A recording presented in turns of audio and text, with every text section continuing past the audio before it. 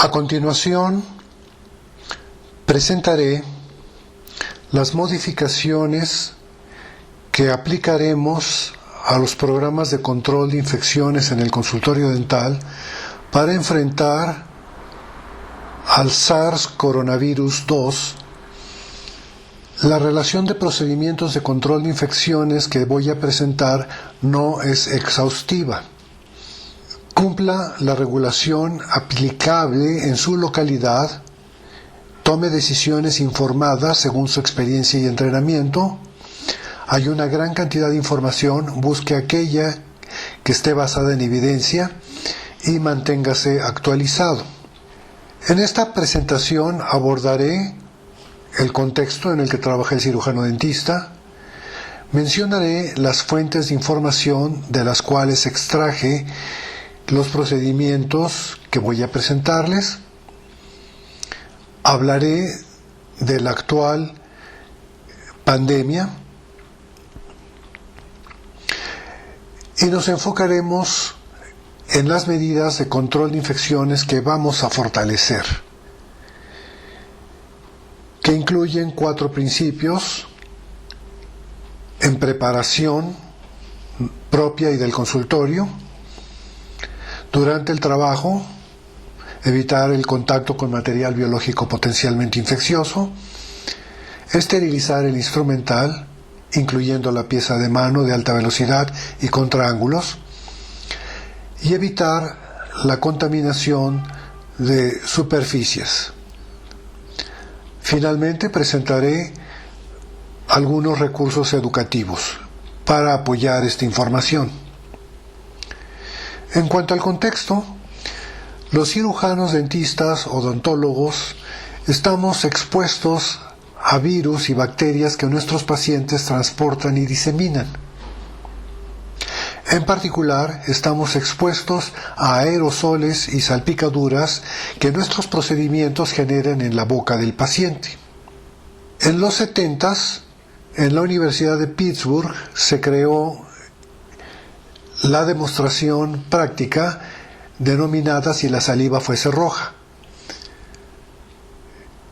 Al principio del milenio, la Organización para la Seguridad y los Procedimientos de Asepsia actualizó este material y el video está disponible con otros recursos publicados por la OSAP. Este video nos muestra todo lo que contaminamos al tocar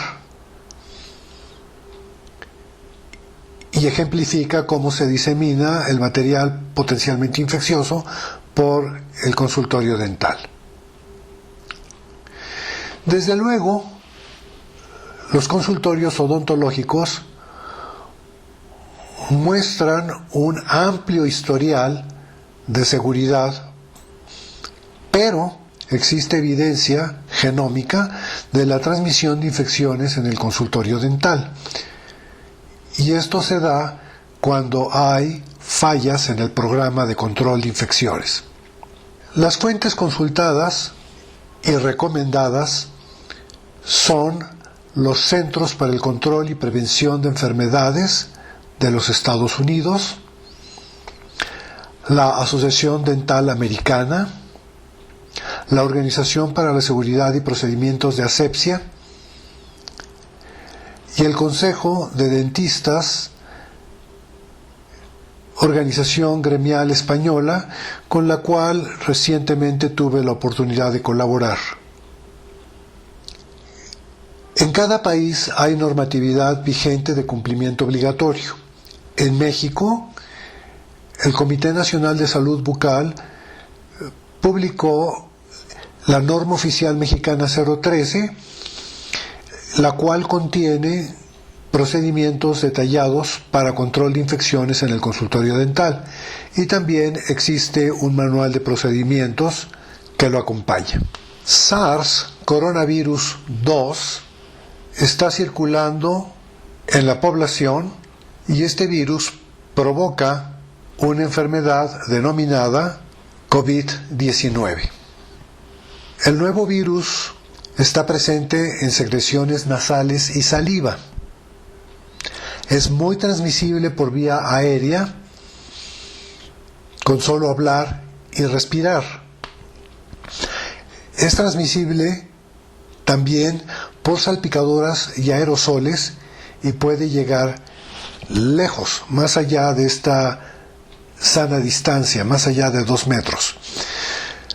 Es transmisible por contacto indirecto cuando nuestras manos tocan superficies contaminadas y llevamos nuestras manos a la cara. También cuando estornudamos sobre nuestras manos, podríamos contaminarlas y al estrechar manos con otra persona o al tocar superficies podríamos transmitir esta contaminación en caso de ser portadores del virus. El virus es viable en superficies durante horas y si el inóculo es grande, tal vez pueda sobrevivir y ser infeccioso durante días. El nuevo coronavirus, la persona infectada lo puede transmitir aún antes de mostrar síntomas. Los adultos infectados pueden ser asintomáticos, cursar una enfermedad leve y son infecciosos. Los niños infectados por lo general son asintomáticos o también son casos leves.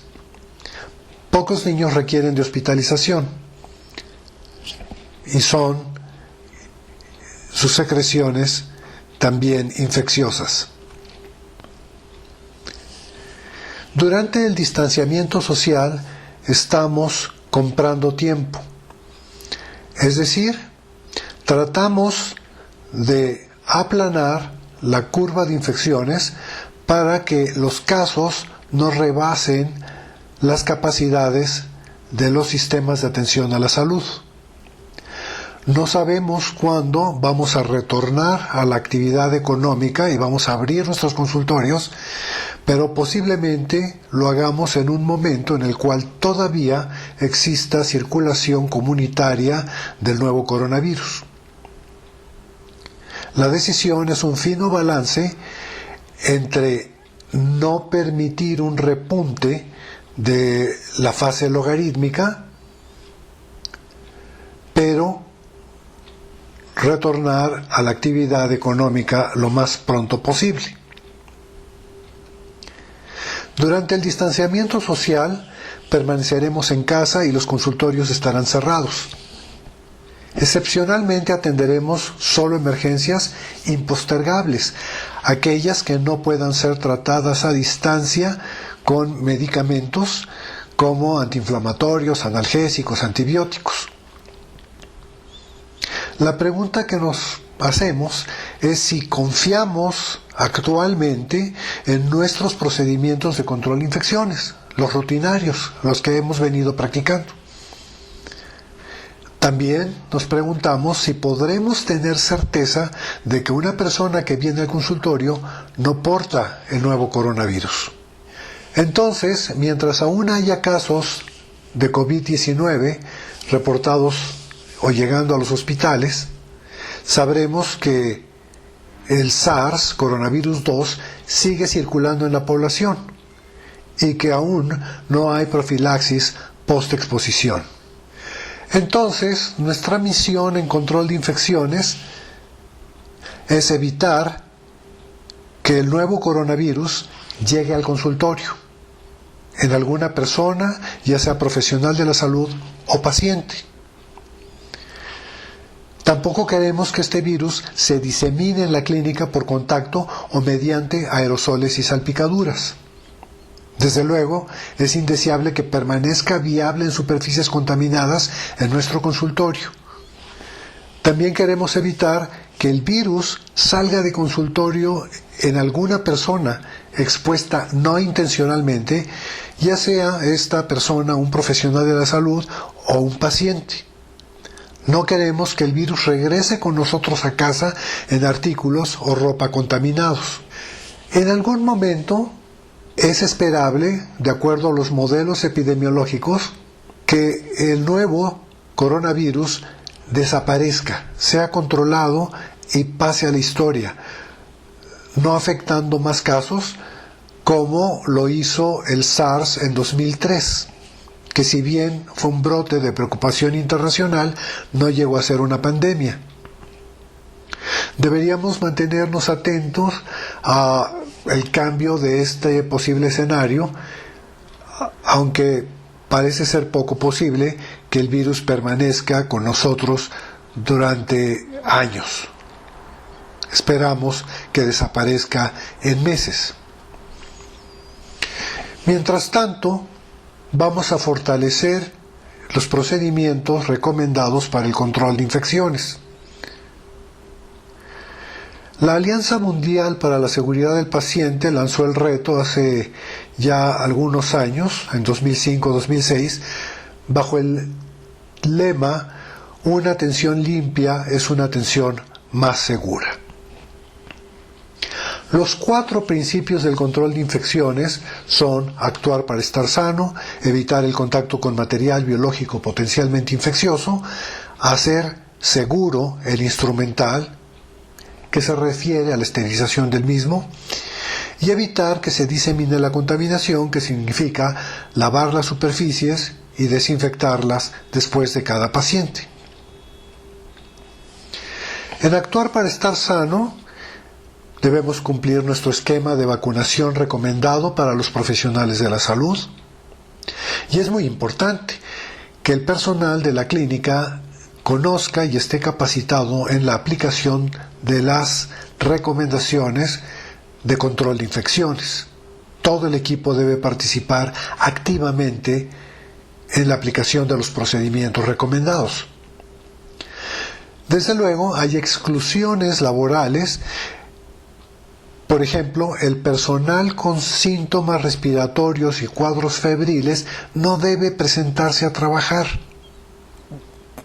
Ante esta pandemia, podríamos pensar que es preferible que brinden atención las personas que están fuera de los grupos de riesgo.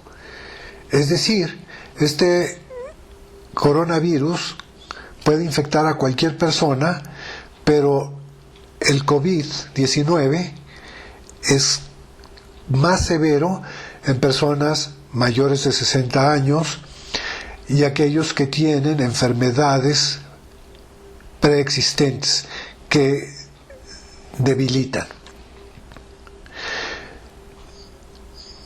También, si tenemos en nuestro equipo de trabajo personal que ya se recuperó de un cuadro de COVID-19, estas personas pueden colaborar especialmente para los casos sospechosos que lleguen al consultorio.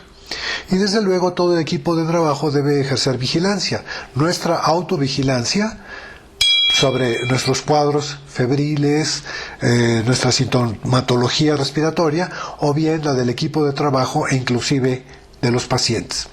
En la sala de espera y consultorio vamos a mantener el distanciamiento. Debemos evitar que los pacientes coincidan y compartan espacios en el consultorio dental. Podemos hacerlos esperar en su auto, llamarles cuando podamos recibirlos directamente en el espacio clínico. Les vamos a pedir a los pacientes que no traigan acompañantes. Si por ser menores o personas mayores o personas con alguna discapacidad requieren de acompañantes, debemos también entrevistar y tamizar a los acompañantes.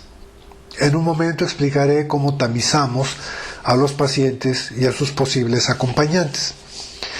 De la sala de espera debemos retirar revistas, adornos, juguetes, macetas, etcétera, que hagan estos sitios más difíciles de limpiar y desinfectar.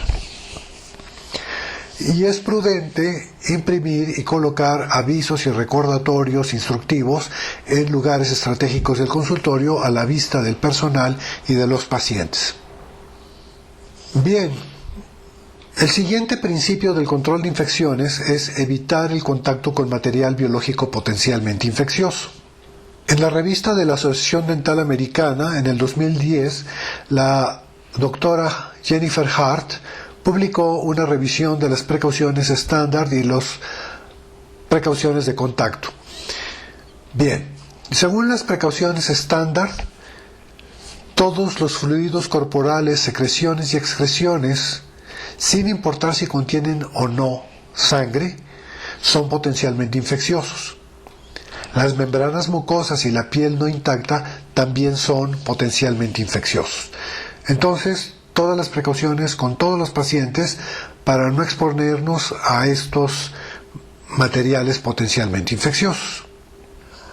En forma complementaria, específica, existen precauciones basadas en la forma de transmisión, y entonces tenemos precauciones por contacto, que por contacto se transmite de una lesión activa a la piel no protegida, una infección por herpes simple. Por salpicaduras puede haber aerosoles o salpicaduras al ojo que lleven una conjuntivitis. Por vía aérea se transmiten agentes infecciosos como la tuberculosis, como el Mycobacterium tuberculosis que causa la tuberculosis, o como hemos visto, el SARS-CoV-2.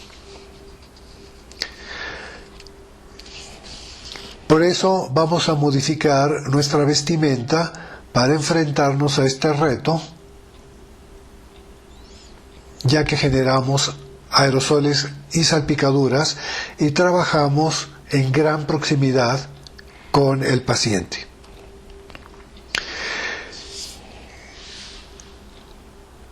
Es muy importante que todo el personal del consultorio y los pacientes sigan los principios de higiene respiratoria, incluyendo los modales al toser.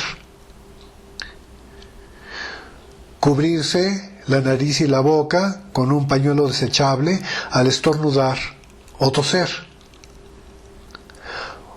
Voltearse y mantener distancia al estornudar o toser. Estos pañuelos desechables deben ser desechados pronto, no es para acumularlos en los bolsillos.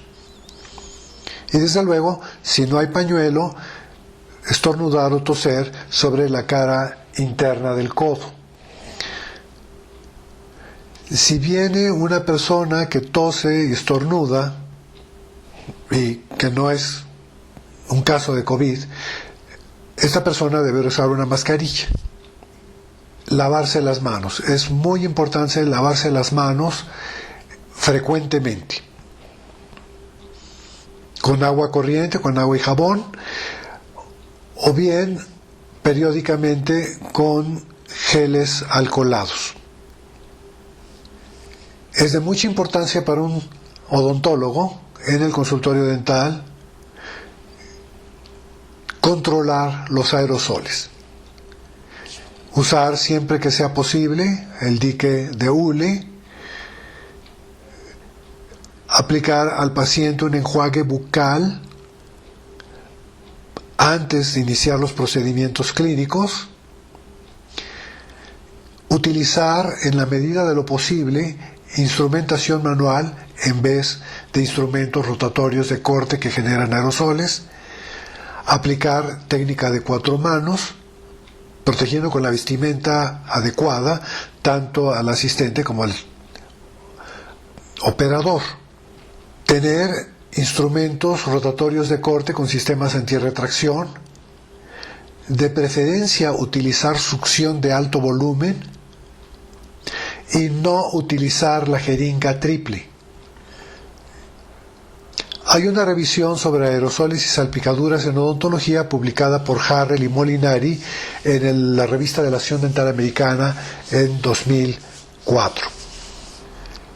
En cuanto a vestimenta protectora, Entonces, ya no es suficiente utilizar una mascarilla quirúrgica sencilla que deja expuesta mucha piel y desde luego los ojos todavía pueden recibir aerosoles.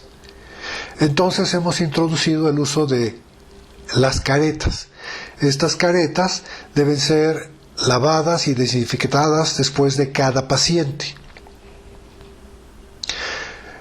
También hemos comenzado a utilizar respiradores N95,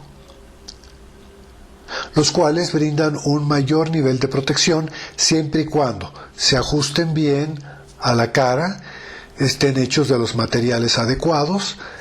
Detalles sobre su uso pueden ser encontrados en la página del CDC y también ahí habla más de la vestimenta protectora.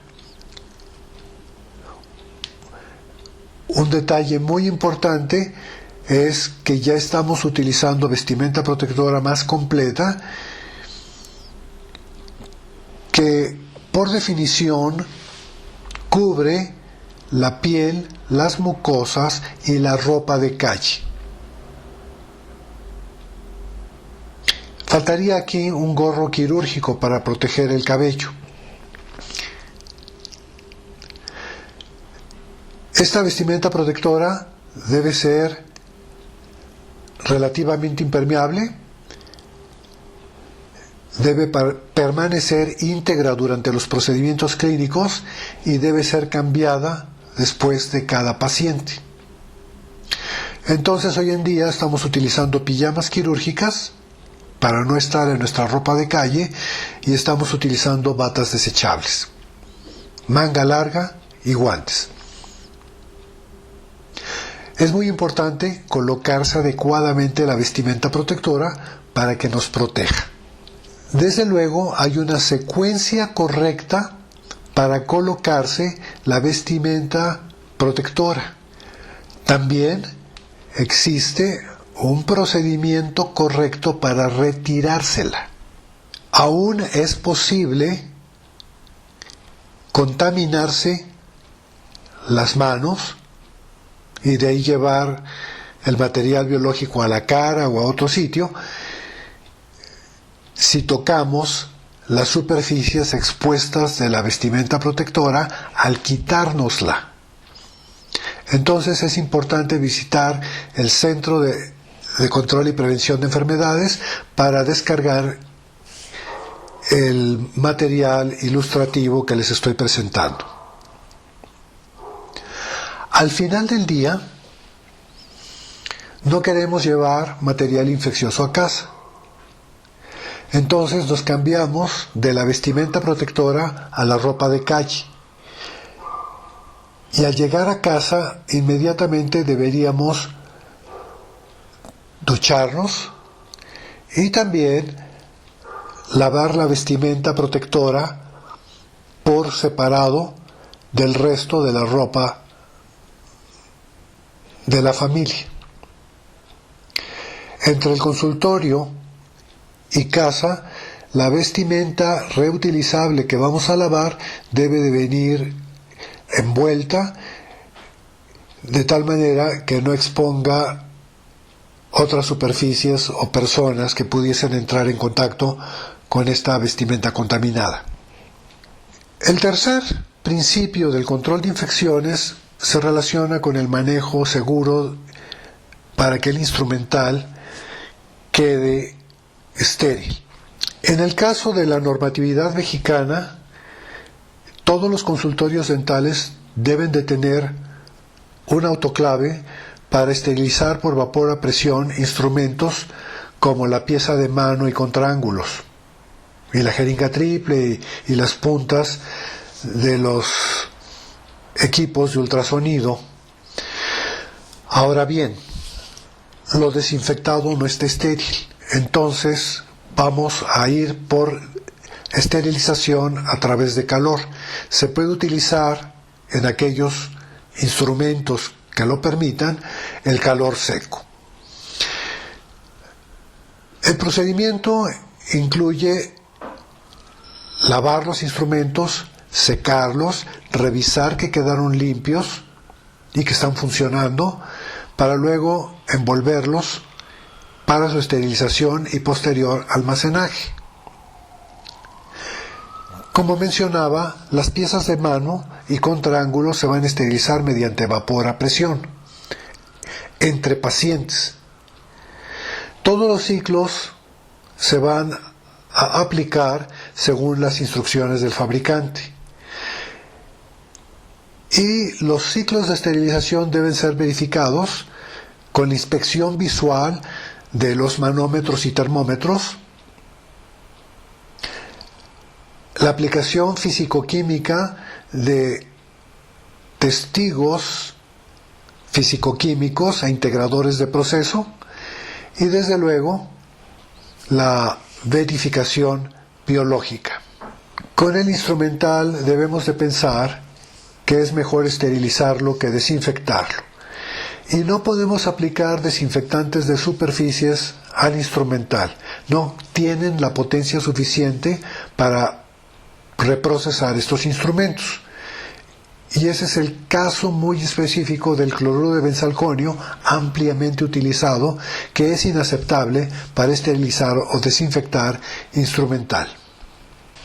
Cuando tenemos instrumentos o dispositivos reutilizables que no se pueden someter a los ciclos de esterilización por calor, entonces hay que cubrirlos con envolturas impermeables, ya sea la punta de una lámpara de fotocurado o el sensor de un radiovisiógrafo. Estas cubiertas impermeables deberán ser retiradas y cambiadas después de atender a cada paciente.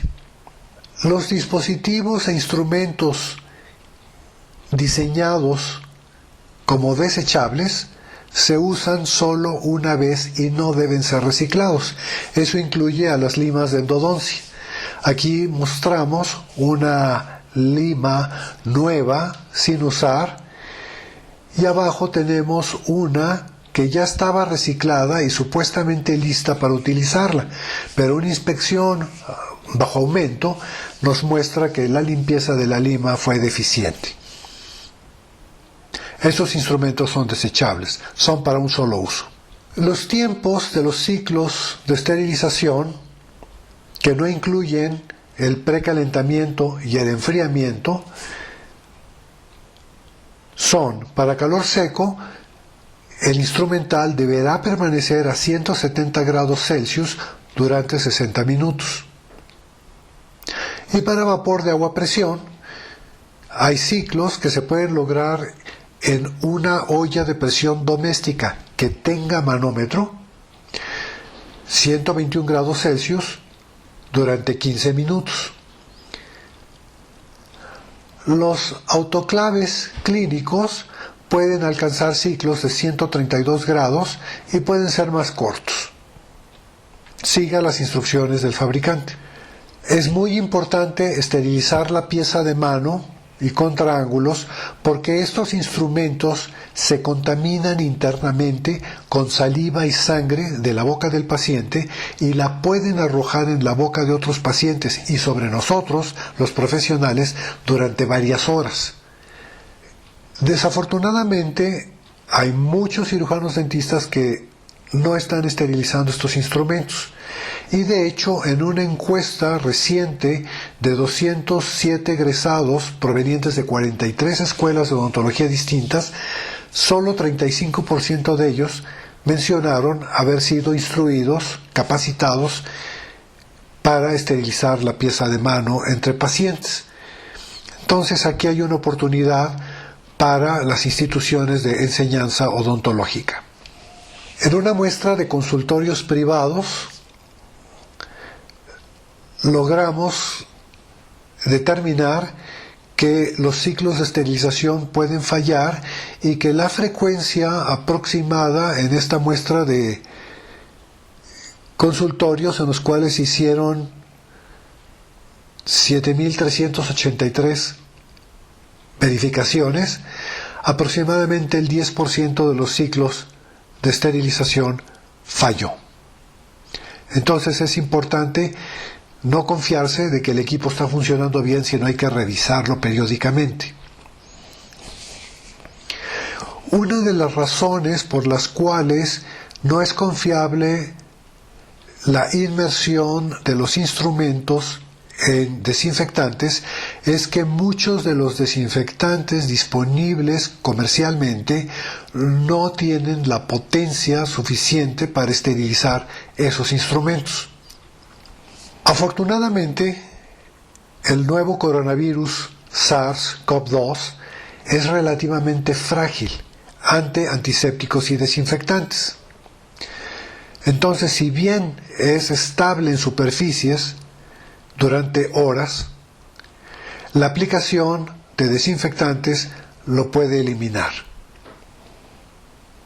En esta tabla están de arriba a abajo los microorganismos más resistentes para llegar a la base de la lista, donde precisamente están los coronavirus como los menos resistentes. Al concluir el tratamiento del paciente, vamos a evitar que se disemine la contaminación en las superficies de contacto, de transferencia o de aerosoles. Las de contacto son aquellas que tocamos con los guantes contaminados.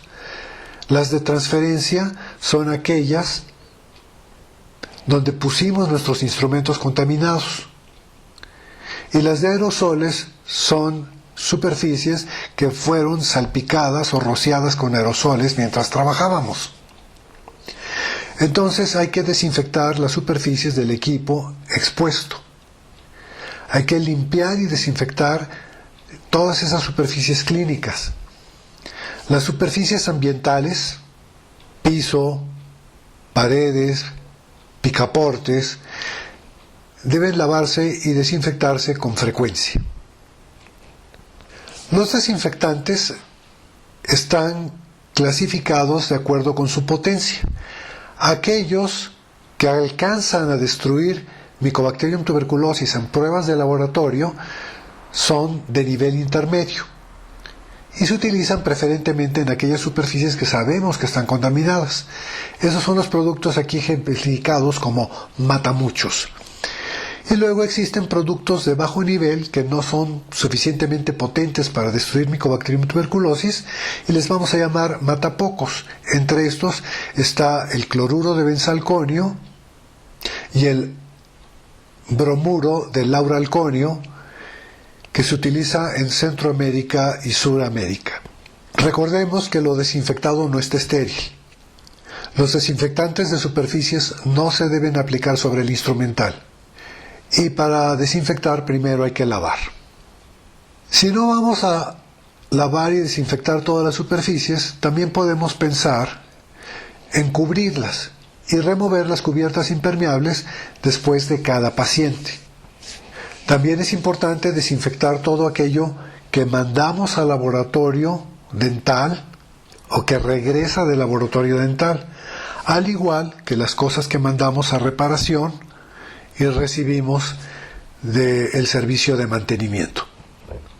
La Asociación Dental Americana publicó a principios de este abril guías interinas para el manejo de las emergencias en los consultorios dentales. Y la idea es reducir la posible transmisión del nuevo coronavirus en el consultorio. Para esto nos proponen algoritmos para entrevistar al paciente, para definir cuáles son las emergencias que hay que atender, evaluar si se pueden atender médicamente o si hay que atenderlas ya, y entonces evaluar el riesgo de transmisión de SARS-CoV-2 durante el tratamiento.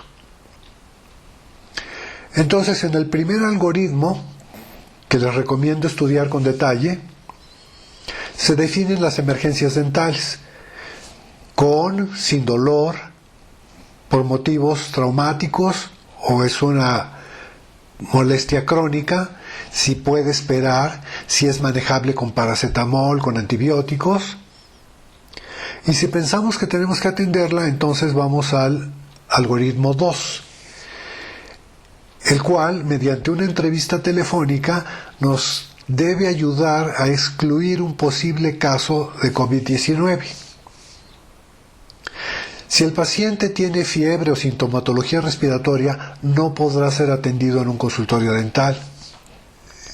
Si vamos a atender al paciente, o si lo vamos a remitir a otro lado, habrá que aplicar el algoritmo 3, en el cual más específicamente queremos detectar un posible caso de COVID-19. ¿Ha estado esta persona en contacto con un caso de COVID-19? ¿Ha tenido una prueba de laboratorio positiva para la infección con el nuevo coronavirus? ¿Tuvo lo anterior pero ya fue dado de alta? Si nosotros pensamos que esta persona, o al tratar a esta persona, nosotros fuimos expuestos al virus, entonces debemos considerar el aislamiento. Deberemos seguir los protocolos locales, regionales o nacionales que existan en cuanto a remitir pruebas al laboratorio, ya sean pruebas en búsqueda del virus o de anticuerpos contra el virus. También conoceremos necesariamente los lineamientos para interpretar los resultados de estas pruebas. Tenemos que darle seguimiento a los resultados. Si nosotros trabajamos con un paciente y resulta que este paciente es positivo al coronavirus, entonces tendríamos que notificar a los otros pacientes que atendimos después. Y también debemos conocer los protocolos para referir o reportar los casos sospechosos.